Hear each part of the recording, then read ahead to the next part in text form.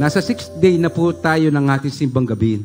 And it is my privilege now to introduce our speaker. Dati po siyang artista, kaya lang iniwan niya yung pag-aartista. Nagpatuloy siya dahil mahal na mahal niya ang ating Panginoon. So without further ado, may I introduce my friend, Pastor Herbert Supan.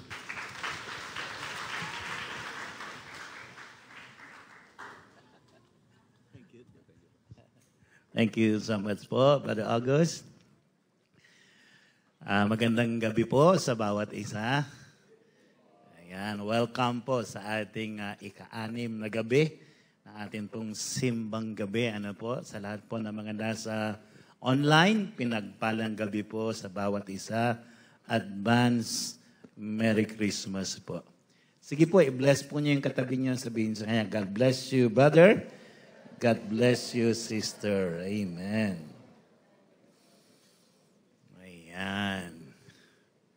Sige po, tayo ay sumandaling yumuko at manalangin.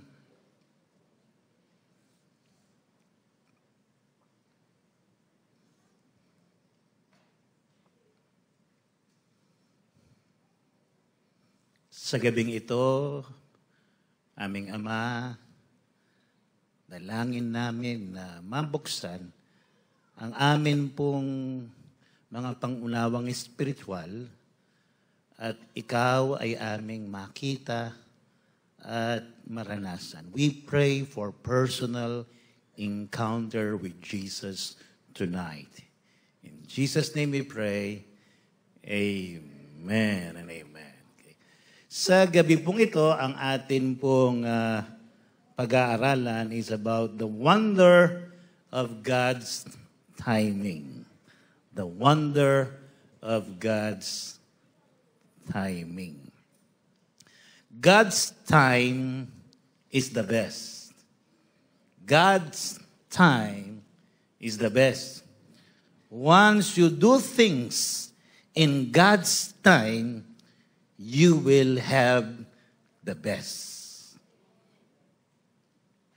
At ang pinaka-eksperto sa tamang oras, in right timing, ay ang atin pong pag-aaralan ngayon. Ang Panginoon ay meron po siyang perfect timing sa kapanganakan ng ating Panginoong Yesus.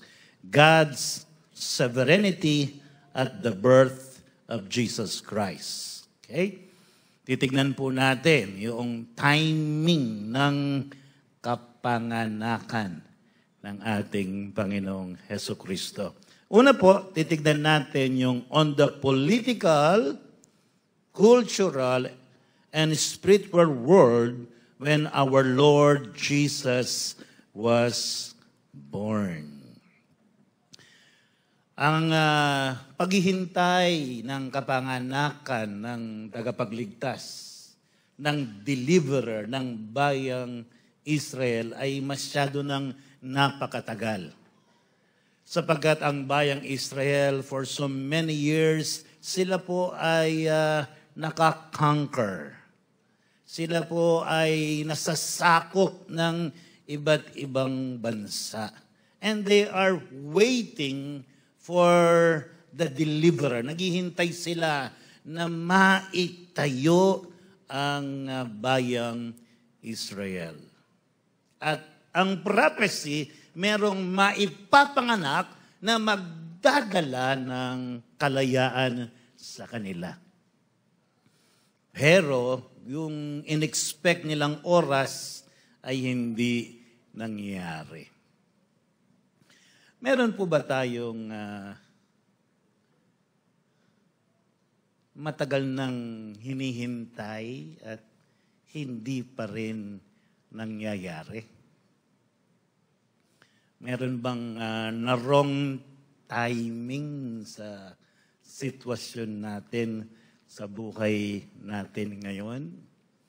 Meron bang nagsasabi na bakit ngayong magpapasko pa nangyari ito? Parang wrong timing naman.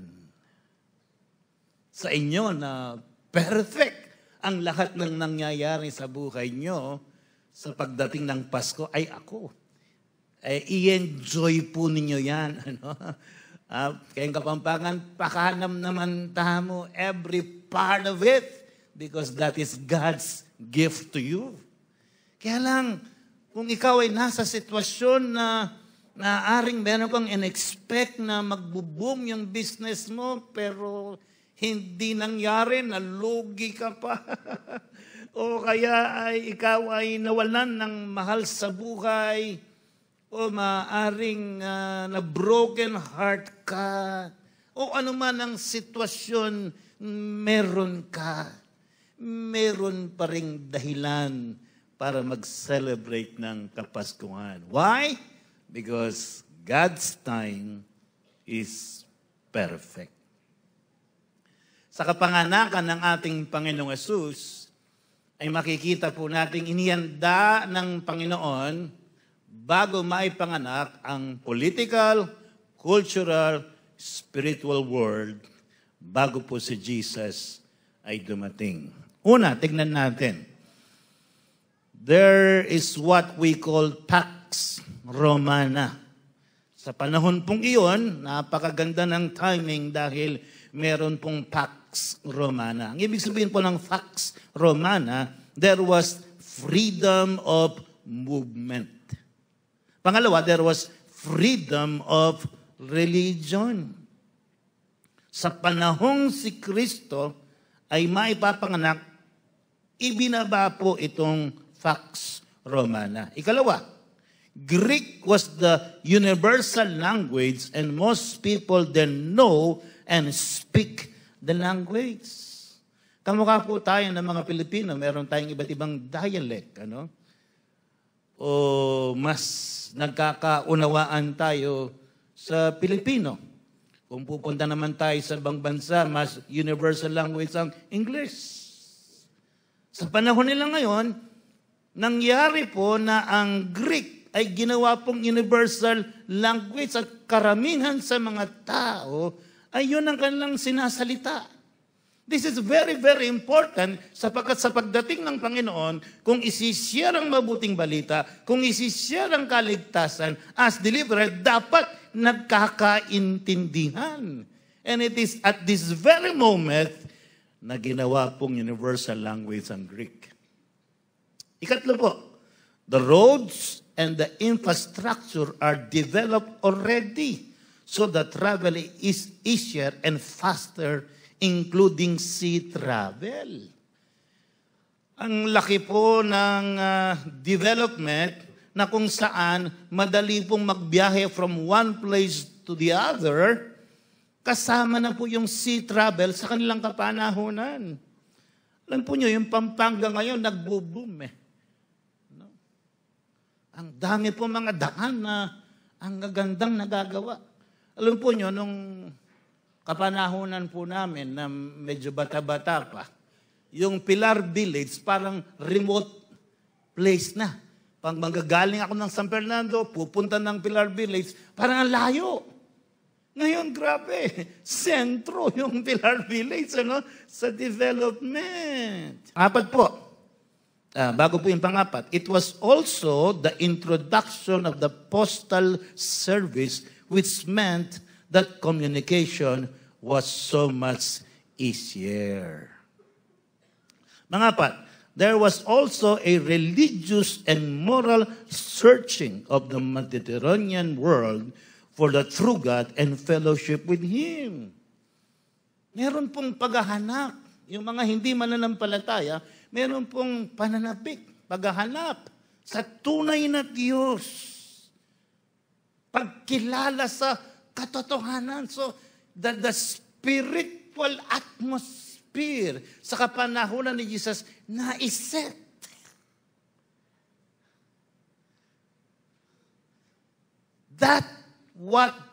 Yun ang tawag natin na perfect timing. This was the time when our Lord Jesus Christ was born. It is the perfect time, it is the right time, and this is the wonder of God's timing. With God's sovereign power ay inilagay niya ang araw ng kapanganakan ng ating Panginoong Hesus nung naiset na ang lahat ng ito. Tignan pa po natin ang God's timing on the birth of our Lord Jesus Christ. This time, gagamitin natin yung ating reference ng Galatians chapter 4, verses 45. Sabi doon, but when the set time fully come, God sent His Son, born of a woman, born under the law. Look at that. But when the set time fully come, hinintay ng Panginoon yung fullness of time. The set time. The right time. The right timing. At nung nandun na, God sent His Son, born of a woman, born under the law, to redeem those under the law, that we might receive adoption to sonship. There are three important truths ang makikita natin sa Galatians chapter 4, verses 4 to 5. Una, God's timing. Pangalawa, God's Son. Pangatlo, God's purpose. Tingnan natin yung God's timing. Doon sa chapter 4, verse 4a. When the fullness of time came. Fullness of time or completion of time of our Jesus came to announce a new duration has come. From the time of being under dispensation of law, it was now a time of being under the new dispensation of grace. So ito po'y kapahayagan ng kaligtasan, hindi sa pamamagitan ng law, kundi sa pamamagitan ng biyaya ng ating Panginoong Hesukristo.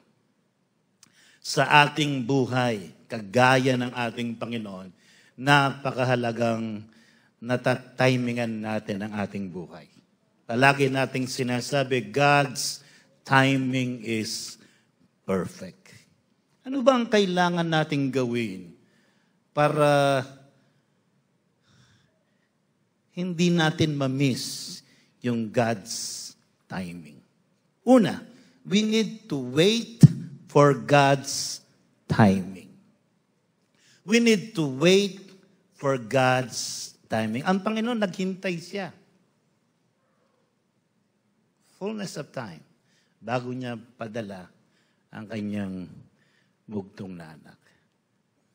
Sa inyo po na hindi pa sinasagot ni Lord yung kahilingan nyo, alam po nyo yung word na waiting for God's timing ay meron pong mensaheng ipinaparating ang Panginoon.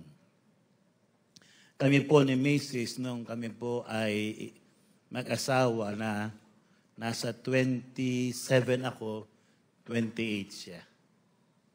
Gustong-gusto na po naming magkaanak. First year, hindi po kami nagkaanak. Second year, hindi pa rin po kami nagkaanak. Third year, medyo ang laki na ng pressure sa akin. Dahil yung mga nakakakilala sa amin, Kristiyano man o hindi, pag kami nagdadaan, ay sila ay sumisigaw, "Oh, ninano na kayo!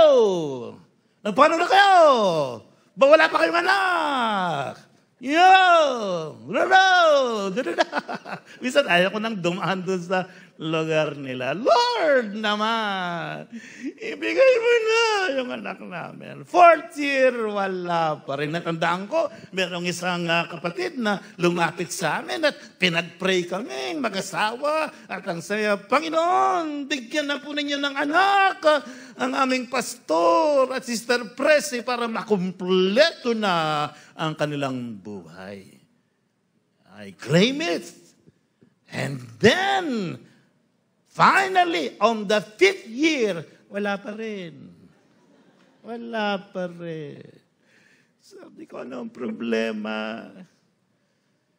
Ang sabi nila, kasi nga siguro nung ako po ay makagat ng aso at in-inject po ako ng anti-rabies kahit po huli na ang lahat. Ang dami po mga itinurok sa akin noon, pati anti-rabies, mayroon pang toyo, patis. Nagkahalo-halo na sa katawan ko. Ang sabi nila, okay naman, Sister Presi, magpa-check up daw ako. Baka ako ang salarin. God's time is the best. Once you do in God's time what God has called you to do, you would really enjoy God and His blessings. Nung sabihin ko sa aking asawa na si Lord, ako, ikaw, kumpleto tayo. Nag-agree ang aking asawa. Close. Magsises. Almost 7 years, binigyan po kami ng first anak ng Panginoon. Bakit? Naitama na ang puso. The following year, meron namang kasunod. The following year, meron namang kasunod. Yung mga nagpipray sa amin na magkaroon kami ng anak, kinabahan. Pindalas ng pastor. Pastor, pakapun na ka. Lenda na kayo, prayer na kong prayer. Ihirit sana ako ng 12, kaya lang, hindi na kaya ng matris. Pwede pa ng isa, kaya lang hanggang 3 lang. And we really, really enjoy. Hindi sila ang buhay namin. Mahal na mahal namin sila. But God gave us those precious gifts. Kasi alam ni Lord, hindi sila magiging kapalit niya sa relasyon namin sa Kanya. Wait for God's timing. Amen. So, tignan mo ang katabi mo, maghintay ka kasi.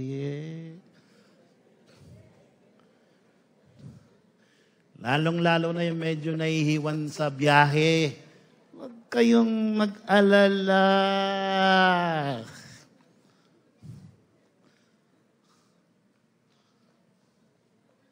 Ibibigay ni Lord yan.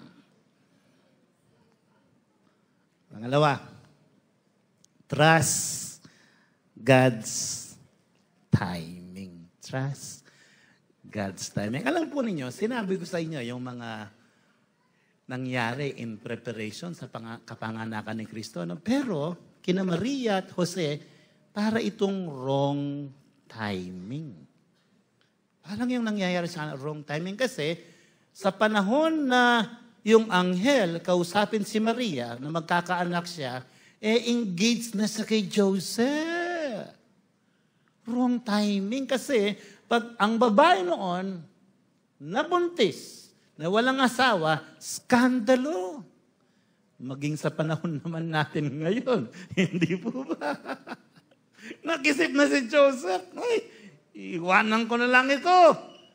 Kasi pag in-expose niya, delikado si Maria. Parang wrong timing. Ba't hindi mo na sana ikasal sila para walang skandalo? It is a very difficult time sa panahong yun sa kanila. It is also very inconvenient time Kasi sa panahon noon, inutos na magparehistro sila. In Luke chapter 2, verse 1, nang panahon yon, inutos ni Emperador Augusto na magkaroon ng senso sa lahat ng nasasakupan ng imperyo ng Roma. So nagbiyahe po sila, pumunta sila sa lugar na wala silang kamag-anak, wala silang koneksyon. Sabi sa verse 6, habang sila ay nasa Bethlehem, sumapit ang oras ng panganganak ni Maria. Wrong timing. Sila, Joseph, nakari ka na punta. Anak na ako. Hindi ka pa sila. Pag kayo pa, alap ka na, wala na silang maupahan. Anong nakita na? Sabsaban, wrong timing na naman. This very inconvenient time. Alam po nyo, hindi lang po difficult time, hindi lang inconvenient time. Sa panahon po noon, sila po'y nakakaranas ng great tragedy. Opo, meron silang napakalaking problema. Ano po yun? Matthew chapter 2, verse 16 to 18. We call it great tragedy. So parang wrong timing yata. Sabi sa verse 16, galit na galit si Herodes nang malaman niyang nalinlang siya ng pantas. Kaya't ipinapatay niya ang lahat ng batang lalaki sa Bethlehem at sa palibot nito. Mula sa gulang na 2 taon pababa, batay sa panahong sinabi sa kanya ng mga pantas. Narinig sa Rama ang isang tinig ng pananangis at malakas ng panaghoy. Tinatangisan ni Raquel ang kanyang mga anak. Ayaw niyang paaliw sapagkat patay na sila.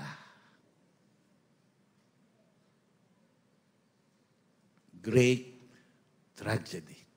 Dahil po si Haring Herodes, gusto niyang ipapatay si Jesus.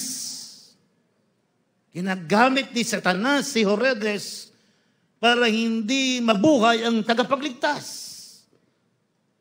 At nung matakasan siya, grabe yung ginawa niya. Sa buong Bethlehem at yung mga karatig lugar, 2 years old, pababa, ipapatay lahat. Grabe yun. It is at this very, shall we call, difficult, inconvenient, great tragedy na ipanganak ang ating Panginoong Hesukristo. Alam po nyo, sa kabila ng ganitong mahigpit, mahirap na sitwasyon, hindi po napigilan ang kapanganakan ng tagapagligtas. Kaya may Christmas, hindi po nagpapigil ang kamay ng Diyos sa lahat ng paghahadlang ng kaaway. Christmas is a proof that even in the most difficult, painful, and dangerous time, God can perform the greatest miracle for you. Yung sinasabi mong wrong timing, magpapasko pa naman. You are in pain. Takot ka. Mabigat. Hindi ka makatawa. And yung iba sinisisi pa ang Diyos. Yung iba nagtatampo pa sa Panginoon. Sa kalagitnaan pala ng sitwasyong napakahirap. Sa kalagitnaan pala ng sitwasyon na very inconvenient. Sa mga sitwasyon na mayroong tragedy. Huwag mong bitawan ang pagtitiwala sa Diyos. Trust God's timing. Sapagkat tiyak, pag hindi ka bumitaw sa pagtitiwala sa Panginoon, you will experience greater miracle in your life. Maganda sa anumang sitwasyon mo ngayon, anumang kalalagayan, imbis na umiyak, imbis na magmukmuk, imbis na magtampo sa Panginoon, tumayo ka at itaas ang iyong mga kamay. Magpuri ka sa Panginoon at sabihin mo, Panginoon, hindi ko man po naiintindihan kung bakit nangyari ito at nangyayari ito sa aking buhay. Pero isa lang ang alam ko, Panginoon, tapat ka sa iyong mga pangako. Pupurihin pa rin kita, sasambahin pa rin kita, magpapatuloy pa rin ako, hindi ako papipigil sa kaaway sa akin pong pagsamba sa iyo.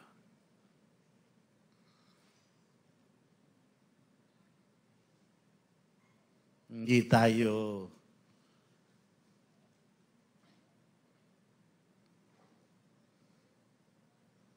naglilingkod, sumusunod sa Panginoon dahil tayo'y pinagpapala lamang ng Panginoon.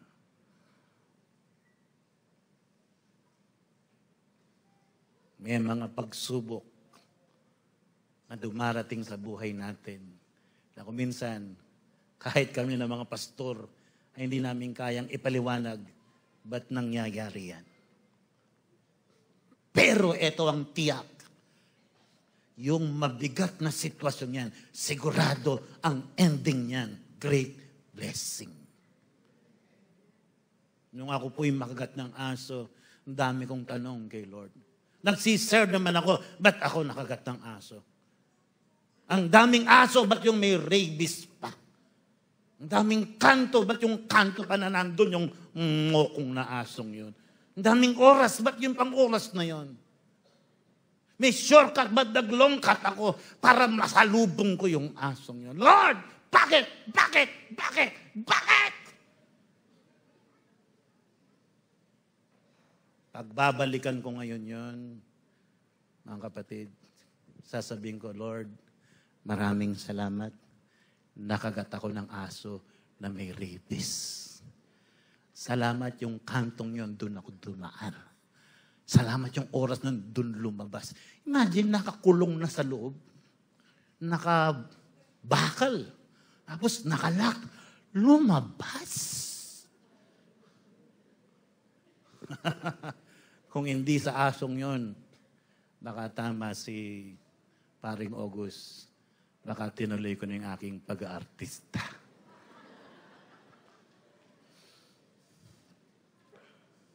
Puro kontrabida. Hindi ako magpo-full time kung hindi nangyari yan. Maaring walang sagot yung tanong mo ngayon. Keep trusting God's timing.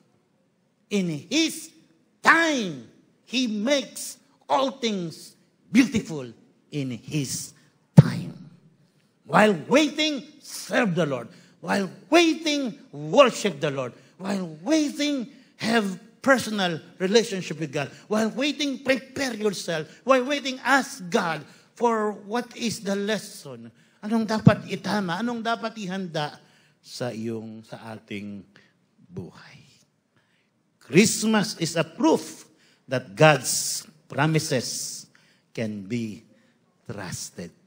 Tinupad ng Panginoon sa takdang oras yung pangako na may papanganak ang tagapagligtas.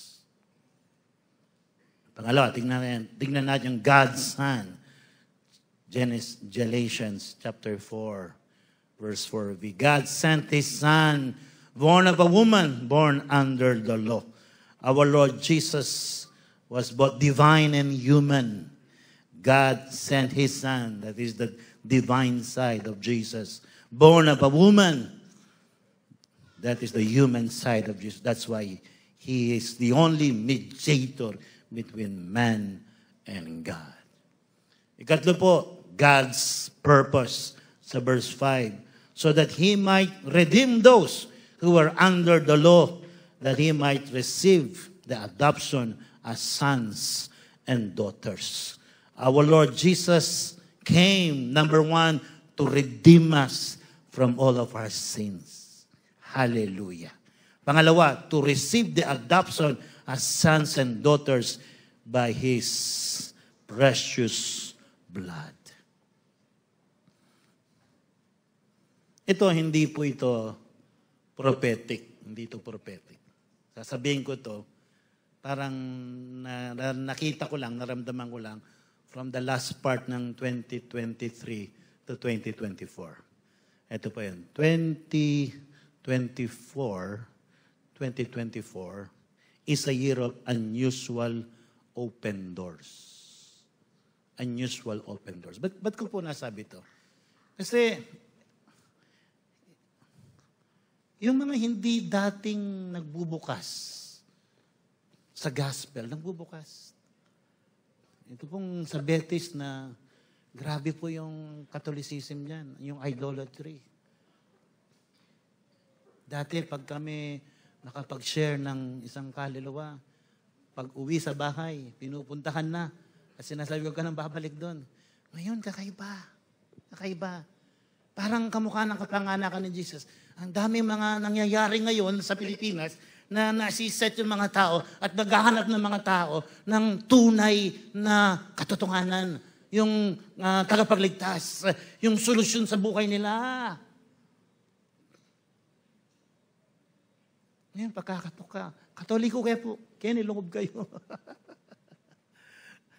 Ang amazing po pag sinyeran mo, yung naligtas, open care group ka agad. So, a year of unusual open doors. Shall I say many open doors? So let us be sensitive. Let us be intimate with the Lord para hindi natin ma-miss yung mga open doors na ito.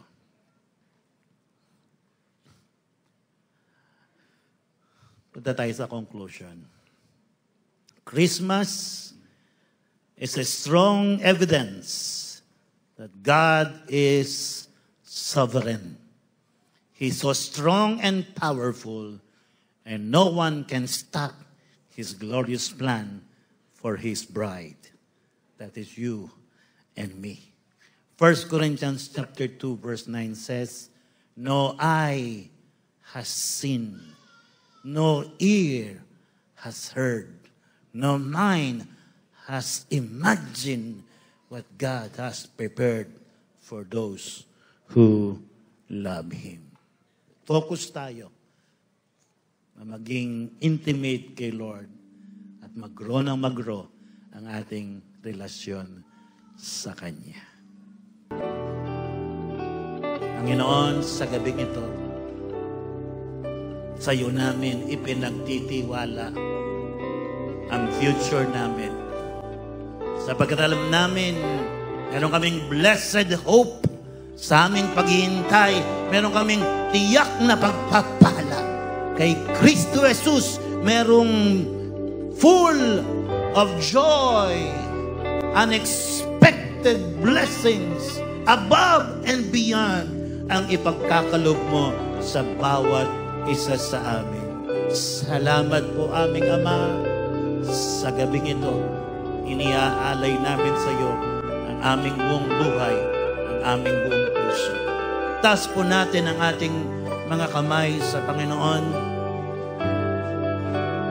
And for our last song, let's sing the chorus, Lord, I offer my life to you.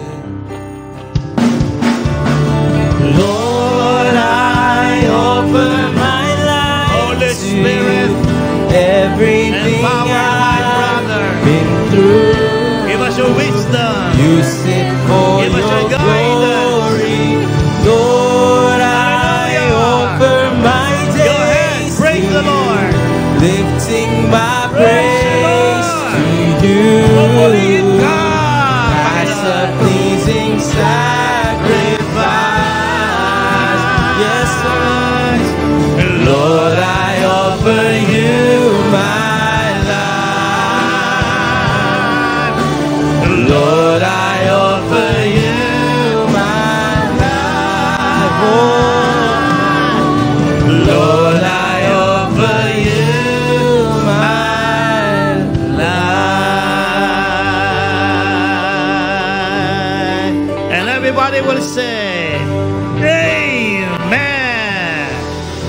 and amen. God bless you, everybody.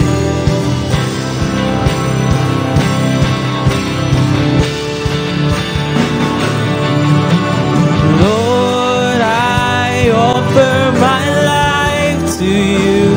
Everything I've been through, use it for your glory. Lord, I offer my days to you, lifting my praise to you as a pleasing sacrifice.